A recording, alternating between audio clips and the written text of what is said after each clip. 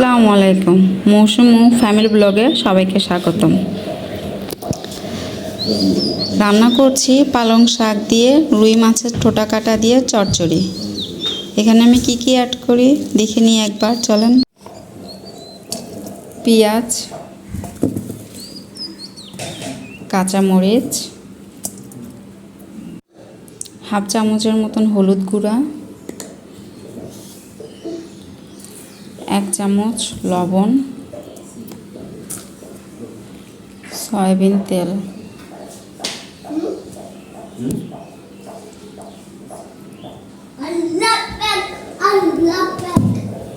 এখন এটাকে আমি ভালো মতো মেখে নিব।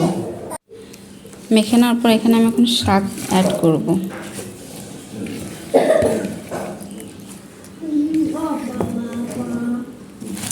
শাকটা এখন আমি ভালো মতো মেখে নেব। এখন অ্যাড করব আলুগুলো কুচি করে নিয়েছি। আলু দিয়ে আবার একবার ভালো মতো মেখে নিব।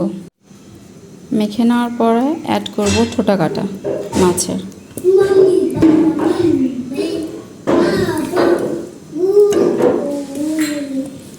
এগুলো একটু আলতো হাতে শাকের নিচে উপর নিচ করে পানি দিয়ে চুলায় দিয়ে দিব।